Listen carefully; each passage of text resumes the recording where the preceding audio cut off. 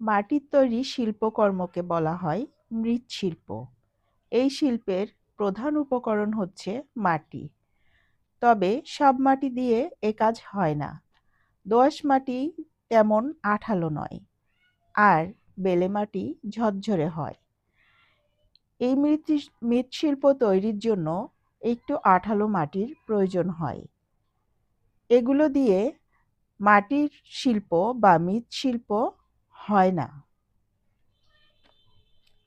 মৃৎশিল্পের জন্য দরকার হয় পরিষ্কার এঁটেল মাটি। আর শুধু এঁটেল মাটি হলেই হবে না, এর জন্য দরকার হয় অনেক যত্ন আর পরিশ্রম। এখন সব ধরনের মাটির তৈরি জিনিসপত্র পাওয়া যায়।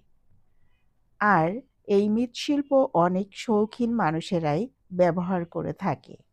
এখন এই মৃৎশিল্প হাঁড়ি-পাতিল থেকে শুরু করে বিভিন্ন শোপিস, তারপর ফুলদানি, বিভিন্ন ধরনের ডিনার সেট পর্যন্ত সবকিছুই মৃৎশিল্পগুলোতেই পাওয়া যায়। তারপর আপনার প্রয়োজনীয় যত জিনিসপত্র আছে আপনি সবই কালেকশন করতে পারবেন। আমি তো ঢাকা উত্তরা আজমপুর ফড়িংয়ের গলি বললে সবাই চেনে এই গলিটাকে।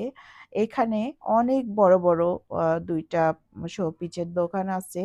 এখানে আপনি সব ধরনের জিনিসপত্র, অনেক বড়, বড় ফুলদানি, ছোট ফুলদানি, তারপর ফ্লাওয়ার ভ্যাস যেগুলো ওয়ালে দিয়ে রাখে, বিভিন্ন ধরনের শোপিস, আ কাপ, পিরিচ সবকিছুই, মানে আপনি যেটা চাইবেন আমার মনে হয় সবকিছুই এখানে আছে।